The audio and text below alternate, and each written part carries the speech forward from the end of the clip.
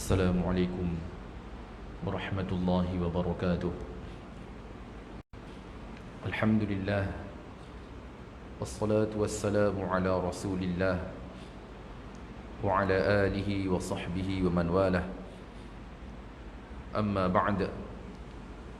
Qala rabbi shrah li sadri wa yassir li amri wahlul 'uqdatam min lisani yafqahu qawli. Wala hawla wala quwwata illa billahil aliyyil azim.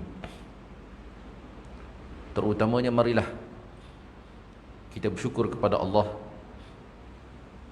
kerana Allah Subhanahu wa taala masih memanjangkan usia kita. Malam ini dipertemukan oleh Allah. Mudah-mudahan keberadaan kita pada saat ini di antara ibadah yang diterima oleh Allah, yang dimuliakan ahli jawatan kuasa surah ini di atas usaha keras kalian untuk mengimarahkan rumah Allah di dalam waktu yang sukar ini. Semoga ianya menjadi amalan yang akan menjadi saksi hadapan Allah Subhanahu wa taala kelak. Seterusnya para hadirin yang dimuliakan, InsyaAllah pada malam ini kita akan mengulangi satu tajuk yang pernah kita bicarakan dahulu, petikan daripada kitab kita, muka surat 355.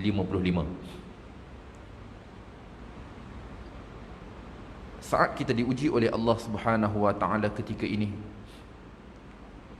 dan kita melihat keadaan sekarang bukan keadaan biasa, tuan-tuan. Dan hal ini juga saya yakin ianya turut dirasai oleh segenap lapisan masyarakat dengan apa yang berlaku. Bahkan terutamanya dalam minggu ini kita digemparkan dengan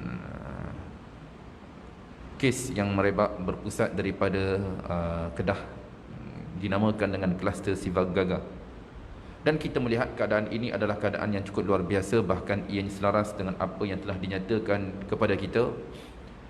Penyebaran ini adalah penyebaran yang cukup luar biasa. Jadi mudah-mudahan kita terus menjaga keadaan kesihatan kita, penjarakan fizikal seperti mana apa yang telah ditekankan oleh kerajaan kepada kita, dan semoga Allah Subhanahu wa taala menyelamatkan kita. Kembali kita melihat kepada bab yang pernah kita bicarakan dahulu, yang mana pengarang mengetengahkan dalam satu bab, berdoalah niscaya Allah akan perkenankan. Tuan-tuan yang dirahmati sekalian, kembali kita ingin mengingatkan semula satu bab yang cukup penting pada hari ini. Kita amat memerlukan bantuan daripada Allah Subhanahu wa taala. Pada hari ini yang ada pada kita hanya berdoa kepada Allah selain kita berikhtiar. Yang mana pengarang juga pernah mengetengahkan kepada kita beberapa perkara penting yang telah dibicarakan pengarang. Saat hari ini kita berdoa kepada Allah, kita perlu mengetahui tentang keutamaan kita berdoa. Kemudian ada perkara yang dibenarkan di dalam berdoa, ada perkara tak boleh. Ada benda yang boleh, ada benda yang tak boleh. Kemudian di sana adanya doa para Nabi SAW dahulunya. Di sana ada juga doa yang didoakan oleh para waliullah. Bahkan di sana terdapat beberapa manfaat apabila kita berdoa kepada Allah Subhanahu wa taala. Bahkan pengarang menyatakan di antara tabiat manusia, saya, tuan-tuan, mereka yang berada bersama dengan kita, di antara tabiat kita, kita akan berdoa kepada Allah tak kala kita berhadapan dengan musibah. Kita akan berdoa kepada Allah tak kala kita diuji. Betul, hal ini bersesuaian firman Allah Subhanahu wa taala. Petikan daripada surah Al-Ankabut ayat 65 berbicara tentang mereka yang menggunakan lautan. Apabila mereka diuji dengan gelombang, mereka akan berdoa kepada Allah. Ini adalah realiti biasanya. Menurut kebanyakan orang, keperluan untuk berdoa tidak akan datang kecuali pada masa-masa krisis sahaja. Pada ketika kita diuji, sebilangan mereka menyangka doa tak ada melainkan saat kita diuji je. Kenapa bila kita diuji oleh Allah kita kembali berdoa kepada Allah? Itu adalah tabiat kita. Itu adalah tabiat saya dan juga tuan-tuan. Saat kita diuji, kita akan berdoa kepada Allah. Saya yakin tuan-tuan pernah berhadapan dengan situasi. Kita berada dalam flight. Kemudian ada diarahkan kepada kita untuk memakai tali pinggang keselamatan. Kemudian berlaku gegaran, melanggar awan. Kejut kita tuan-tuan. Saat itu kita akan berdoa kepada Allah, yang mana kita hanya mengharapkan sahaja Allah Subhanahu Wa Taala menyelamatkan kita. Dan kita pun tahu, sekiranya sesuatu berlaku saat itu, memang harapan tipis kita akan meneruskan kehidupan. Jadi tak kala kita diuji oleh Allah dengan musibah, melihat kepada firman Allah Ta'ala ini, maka apabila mereka naik ke kapal, mereka berdoa kepada Allah dengan memurnikan ketaatan kepadanya. Ini adalah tabiat kita. Apabila kita berada dalam situasi tertentu, kita akan berdoa kepada Allah. Tuan-tuan, seorang yang tidak berdoa kepada Allah, dia dekat dengan Allah ataupun jauh dengan Allah? Memang jauh lah ustaz, tak pernah nak menyeru kepada Allah. Sebagai contoh, bila sebut doa, apa mana doa? Doa adalah permintaan daripada seorang yang di bawah kepada atas. Contoh tuan, kita bekerja di kita punya syarikat kita. Kita jarang bertemu siapa dengan kita punya bos.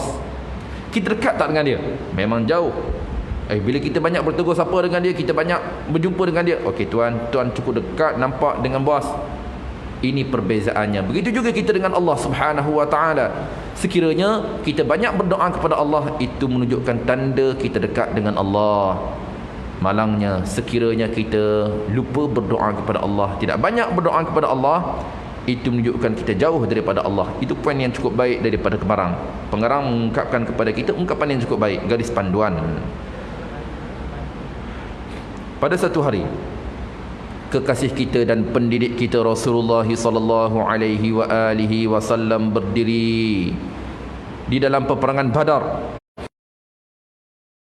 Allah salat subuh, kunut sehinggakan selendang jatuh daripada bau baginda alaihi salatu wassalam.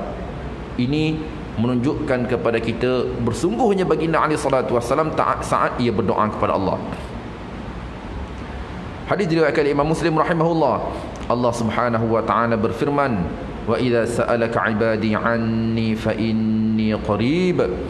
Dan apabila hamba-hambaku bertanya kepadamu tentang aku, maka jawablah bahawasanya aku adalah dekat, hampir.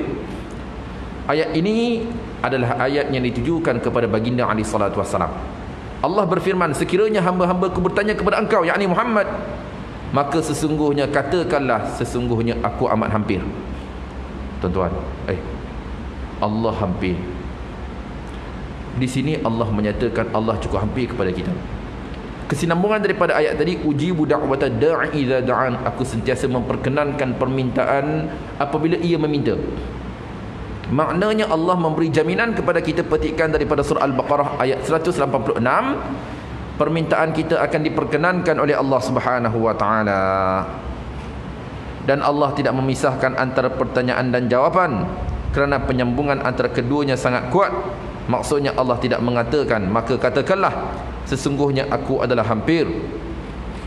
Kemudian Allah Subhanahu wa taala berfirman, aku memperkenankan permohonan orang yang berdoa apabila ia memohon kepadaku, maka hendaklah mereka itu mematuhi segala perintahku, dan hendaklah mereka beriman kepadaku agar mereka selalu berada dalam kebenaran.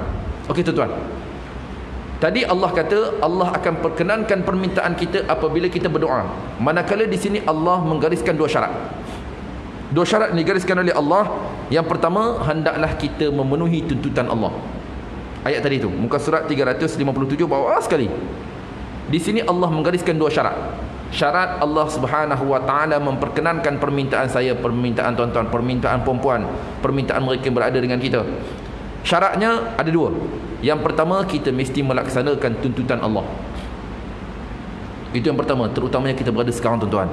Kita mesti melaksanakan tuntutan Allah Subhanahu wa taala dan kita meninggalkan larangannya saat kita diuji sekarang. Yang kedua, maka hendaklah mereka beriman kepadaku. Jadi dua syarat yang digariskan oleh Allah. Yang pertama, melaksanakan tuntutan Allah. Yang kedua, beriman kepada Allah Subhanahu wa taala. Ada cerita tuan-tuan ayat tadi diturunkan. Ayat petikan daripada surah Al-Baqarah ayat 186 ada ceritanya. Muka surat 358. Sebab diturunkan ayat ini adalah bahawa kerana para sahabat bertanya kepada Rasulullah sallallahu alaihi wasallam, apakah Tuhan kita itu dekat sehingga kita bermunajat kepadanya, ataukah dia jauh supaya kita menyerunya? Maka turunlah ayat ini. Ayat ni cerita penurunan ayat tadi, sebab penurunannya ceritanya saat sahabat jumpa Rasulullah. Rasulullah, Allah tu dekat ke sehingga kita bermunajat kepada dia, ataupun dia jauh kita nak seru? Mana satu? Yalah tuan-tuan, beza kita bersembang dengan seorang yang dekat dan jauh dengan kita. Orang jauh kita seru dia, mat tunggu kejap, kita seru. Orang yang dekat dengan kita, kita bersembang dengan dia. Jadi sekarang sahabat menimbulkan soalan tadi, wahai Rasulullah, Allah ni dekat ke? Boleh kita bermunajat, boleh kita berbicara dengan dia? Ataupun Allah itu jauh, kita ingin menyeru dia? Soalan susah juga tuan-tuan, berbicara tentang dekat dan juga jauhnya Allah.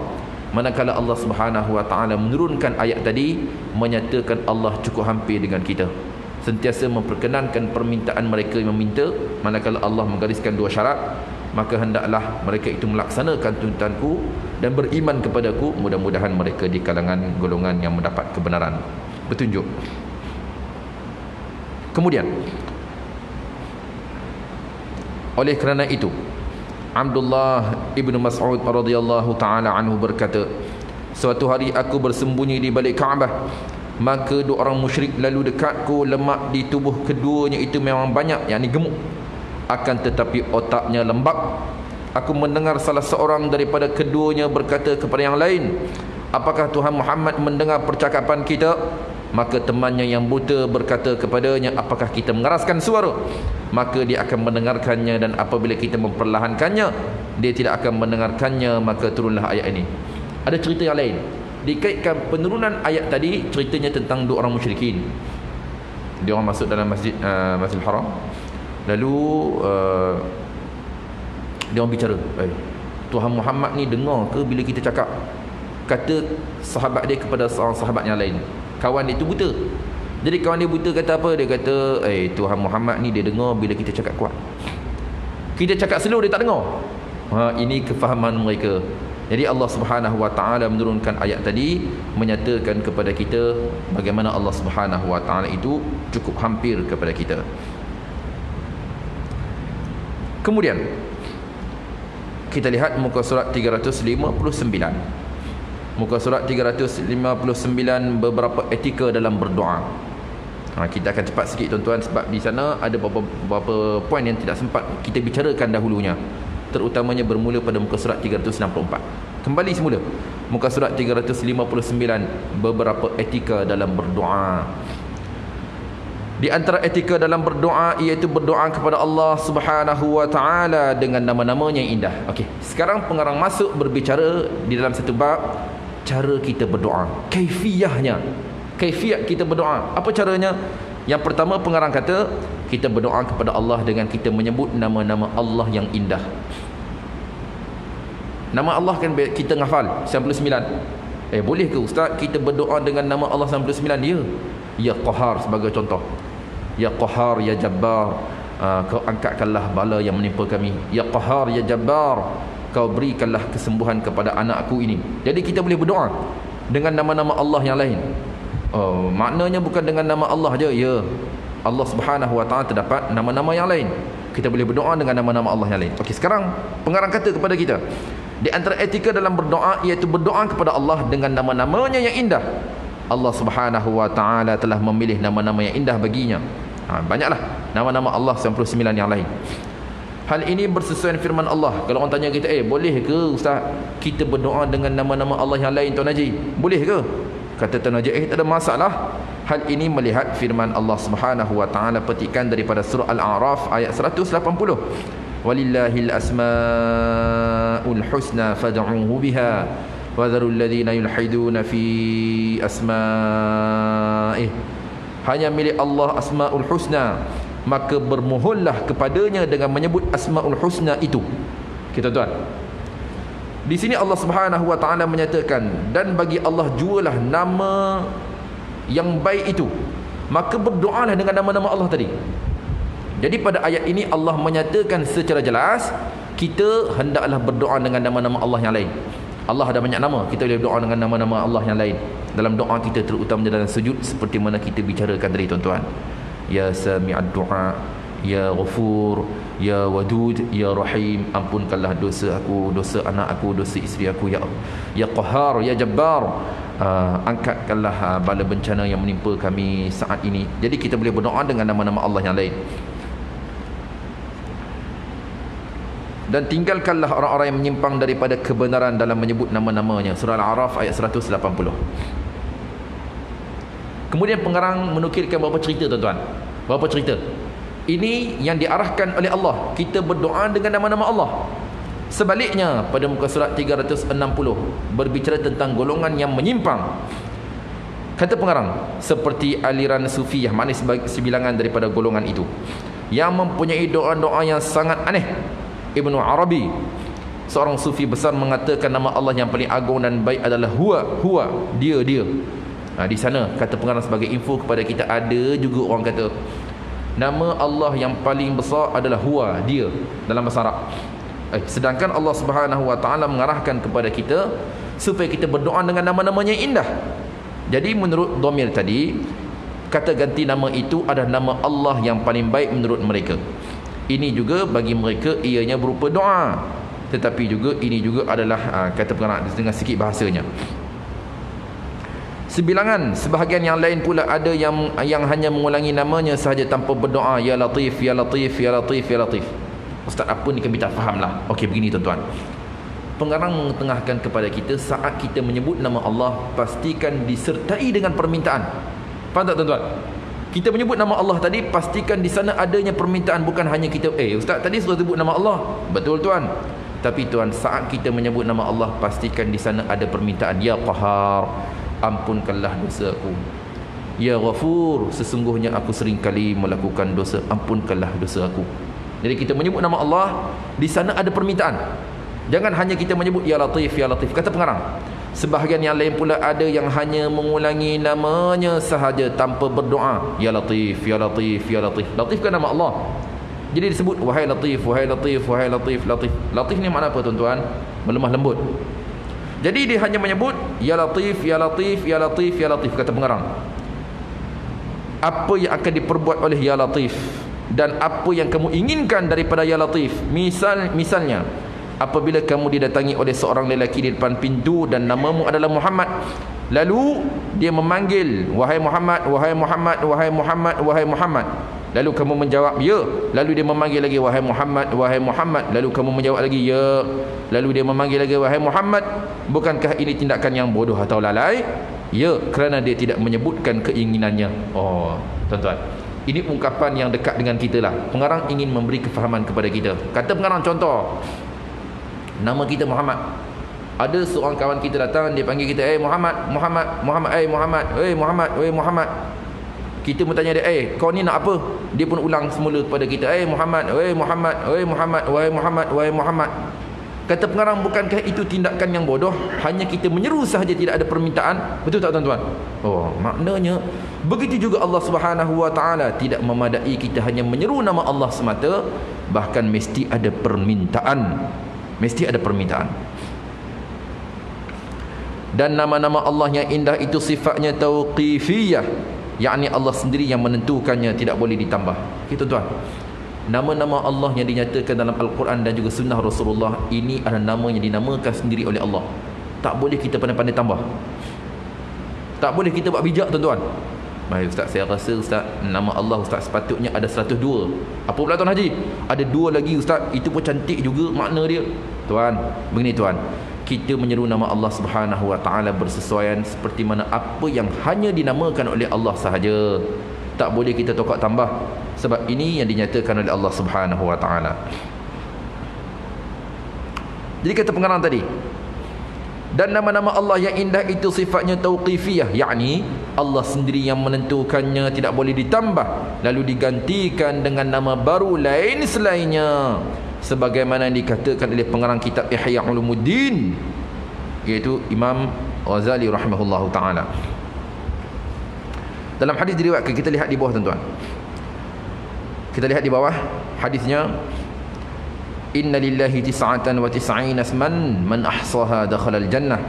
Sesungguhnya Allah Subhanahu wa taala memiliki 99 nama, 100 kurang 1.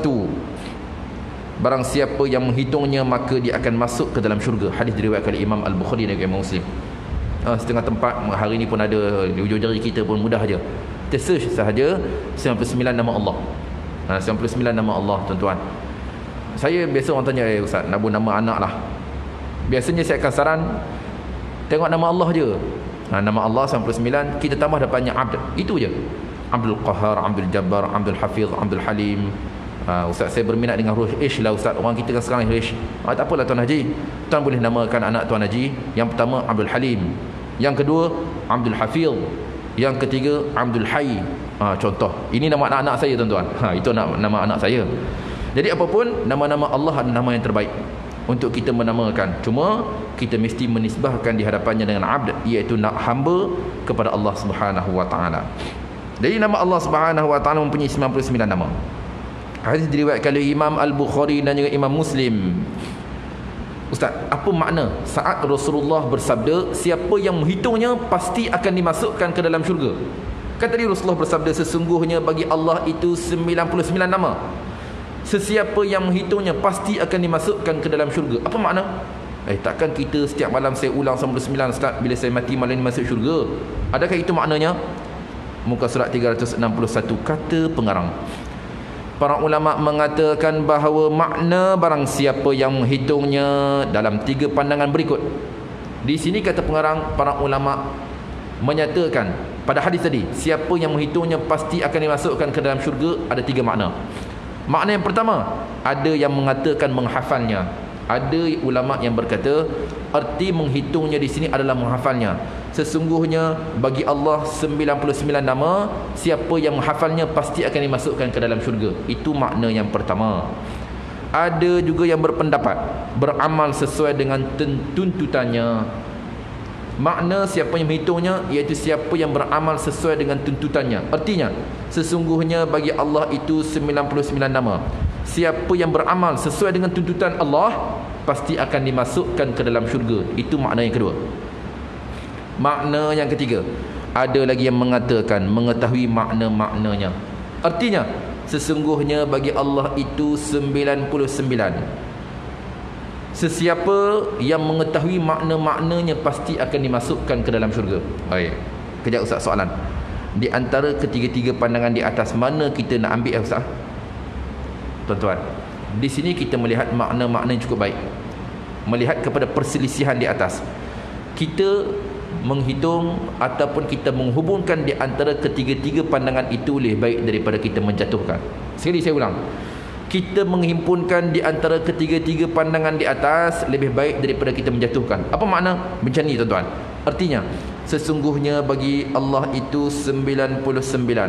Siapa yang menghafalnya serta beramal sesuai dengan tuntutannya dan mengetahui makna-makna 99 tadi, pasti akan dimasukkan ke dalam syurga. Secara tidak langsung, kita menghimpunkan di antara ketiga-tiga makna. Maknanya Ustaz? Maknanya tuan, kita balik semula, kita tengok 99 nama Allah, kita hafal dan kita tahu makna dia. Kita tahu makna dia. Kita dah hafal lah, kita dah hafal. Cuma kita nak kena faham makna dia. Kemudian kita melaksana dan kita faham apa fungsi Al-Ghaffar, apa fungsi Al-Qahhar, apa fungsi Al-Ghafur. Jadi ini perlu kepada makna yang diketahui oleh kita dan kita melaksanakan bersesuaian dengan tuntutan Allah Subhanahu wa taala.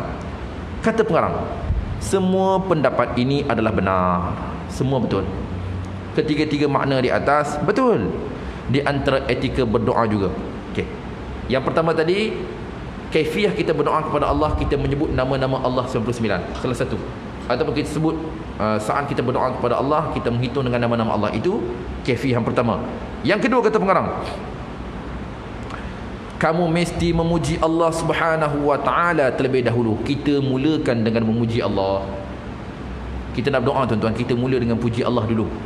Sebelum kita minta, ya Allah kau ampunkan, ya Allah kau berikanlah kesembuhan kepada ibuku. Sebelum kita minta doa itu, Tuan Haji pujilah Allah dulu. Alhamdulillahirabbil alamin hamdan. Ini semua pujian kita kepada Allah terlebih dahulu, mukaddimahnya.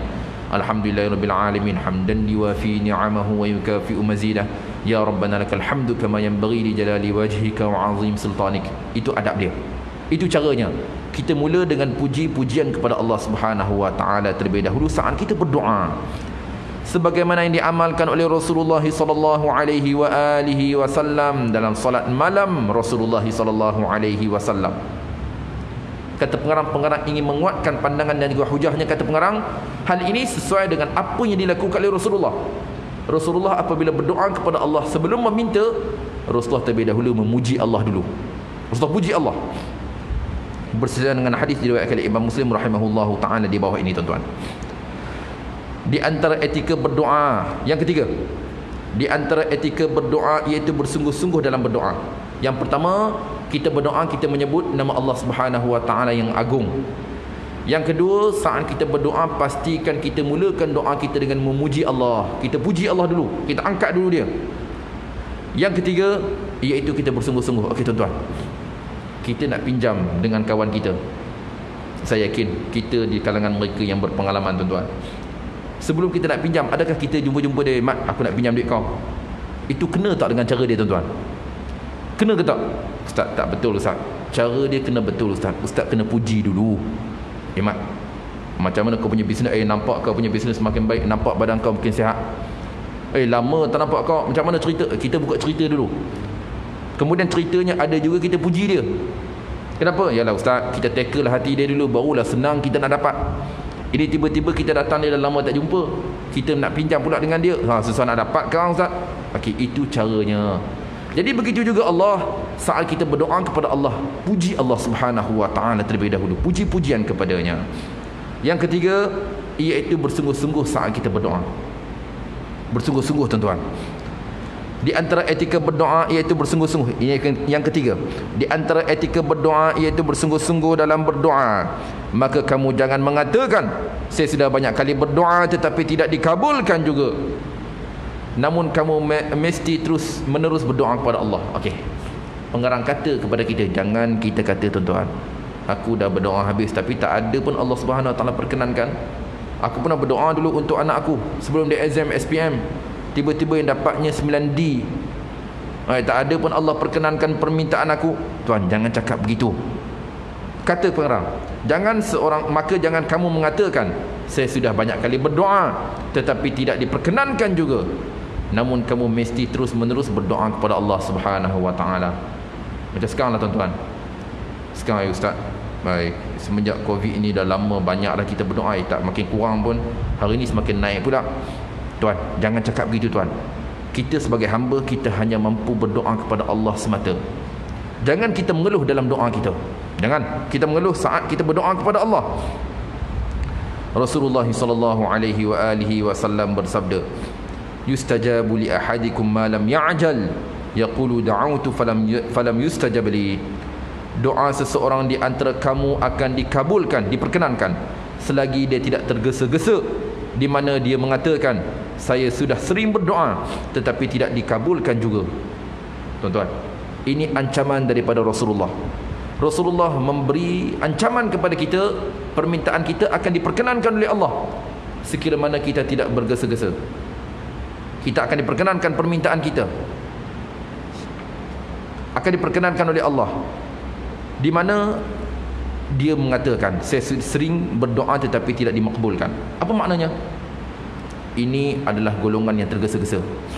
Dia kata, aku dah banyak berdoa tapi Allah Subhanahu wa taala tidak perkenankan. Maknanya Allah akan berkenankan kepada kita doa sekiranya mana kita tidak tergesa-gesa. Ya, ada cerita, tuan-tuan. Melihat masa yang semakin mencemburui kita, sebab ikut SOP jangan kita langgar. Ini ada satu arahan dan wajib kepada kita taat. Wajib kita taat, tuan-tuan. Cerita yang diriwayatkan apa yang berlaku kepada Ibrahim ibn Adham. Poin tadi, akan diperkenankan doa kita sekiranya mana kita tidak tergesa-gesa. Maknanya akan diperkenankan, ya, jangan kita gelojoh. Ianya diperkenankan oleh Allah. Sebaliknya akan tiba masanya Allah Subhanahu wa taala akan memperkenankan. Ceritanya, tuan-tuan, Ibrahim ibnu Adham. Ibrahim ibnu Adham dahulunya adalah seorang ulama hebat. Popular, dia popular zaman dia. Bukan seperti mana kita, tuan-tuan, Twitter tak ada lagi, FB pun tak ada, YouTube pun tak ada. Orang dengar nama dia tapi tak tahu rupa dia. Orang pernah dengar nama dia, tak kenal rupa dia macam mana. Itu tak apalah. Ibrahim bin Adham satu ketika dia berkelana, bermusafir. Maka pada malam tersebut dia tiba pada satu tempat. Cari-cari jumpa masjid. Satu tempat macam bandar kecil lah. Masjid, kemudian lepas dia solat, dia pun keluar daripada masjid. Cari rumah penginapan pun dah penuh. Tidak ada tempat yang sesuai untuknya untuk dia menginap malam itu. Jadi Ibrahim ibn Adham mengambil keputusan untuk meninggalkan bandar itu malam itu juga. Yalah, tak ada tempat tidur, baik dia teruskan perjalanan. On the way dia keluar daripada bandar tadi, di pinggiran bandar dia menengok ke arah bukit, ada sebuah bukit. Di situ dapat cahaya. Dan dia merasakan mesti ada sebuah rumah punya. Mana nak tahu dia boleh tolong aku malam ni. Itu tak apalah. Jadi ulama hebat tadi, Ibrahim bin Adham, dia pergi ke arah cahaya tadi. Dan memang betul terdapat sebuah rumah. Lalu dia pun ketuk pintu tadi. Ketuk. Pintu itu dibuka oleh seorang lelaki tua. Orang tua. Lalu dia pun ceritalah tentang hajat dia. Lalu dia persilakan dia untuk masuk, tanpa dia memperkenankan diri dia. Maknanya orang tua ni cukup baik, mempersilakan dia masuk. Bila dia masuk, dia duduk ruang tamu. Orang tua tu sambung kerja. Rupanya orang tua itu adalah pembuat roti, bisnes roti, tokai roti lah, tengah buat. Dia canai, dia uli apa semua. Dan Ibrahim bin Adham memerhatikan gelagat orang tua itu, yang mana mulutnya tidak henti menyebut nama Allah. Dia canai, dia uli, sebut nama Allah. Dia letak dalam ketuhan, sebut nama Allah. Bukan ketuhan sekarang lah, ketuhan zaman dulu. Lalu sembanglah Ibrahim bin Adham pun sembang dengan lelaki tu. Dia kata, pakcik, saya nak tanya kamu, pernah tak kamu berdoa kepada Allah, Allah tidak perkenankan permintaanmu? Sebab dia nampak orang tua ni lain macam ni, mesti hebat dia. Dia pun tanya, pakcik, pernah tak kamu berdoa kepada Allah, Allah tidak perkenankan permintaanmu? Kamu berdoa Allah tolak, pernah ke tak? Dia kata tak pernah. Jawabannya tak pernah. Setiap apa yang aku doakan, pasti Allah Subhanahu wa ta'ala akan memperkenankan, kecuali ada juga doa yang belum diperkenankan, dimakbulkan oleh Allah. Kecuali ada juga doa yang lain tidak diperkenankan oleh Allah sehingga hari ini. Lalu Ibrahim bin Adham nak tahulah apa doanya. Pakcik, apa doa yang didoakan sehingga Allah Subhanahu wa ta'ala tidak memperkenankannya? Lalu lelaki itu menjawab, dahulunya aku pernah berdoa kepada Allah supaya dipertemukan dengan Ibrahim ibnu Adham, sehingga ke malam ini aku tak jumpa lagi dengan dia. Faham tak tuan-tuan? Dia tak sedar tetamunya malam itu adalah Ibrahim ibnu Adham. Dah lama sangat dia berdoa nak jumpa, teruja nak jumpa dengan ulama tadi. Ditakdirkan oleh Allah malam itu Allah Subhanahu wa ta'ala memperkenankan permintaannya. Bukan hanya berjumpa, bahkan ulama yang disanjung olehnya itu menjadi tetamunya pada malam itu. Ini cerita seperti mana apa yang berlaku kepada Ibrahim bin Adham, menyatakan kepada kita Allah akan perkenankan permintaan kita, cuma lambat cepat aja. Bagi kita seorang hamba, kita jangan berputus asa tuan-tuan. Tuan-tuan, kita ingatkan rumah kita, ingatkan anak kita dengan apa yang berlaku sekarang. Jangan kita berputus asa dari memohon kepada Allah, berdoa kepada Allah Subhanahu wa ta'ala. Dan kita yakin Allah pasti akan perkenankan doa kita, cuma lambat cepat aja. Jadi wallahu ta'ala alam. Saya mohon kemaafan sekiranya rungkai kata saya untuk mana-mana pihak atau ungkapan saya untuk peribadi tuan-tuan, puan-puan yang dirahmati sekalian. Ingat, kita perbanyakkan berdoa ketika sujud kita kepada Allah. Kita bangun malam, dan saya yakin mungkin ada di kalangan tuan-tuan yang diperkenankan doanya oleh Allah. Bangun malam kita banyak berdoa kepada Allah dalam sujud kita, dan kita yakin Allah pasti akan perkenankan permintaan kita. Wallahu ta'ala alam. Wassalamualaikum warahmatullahi wabarakatuh.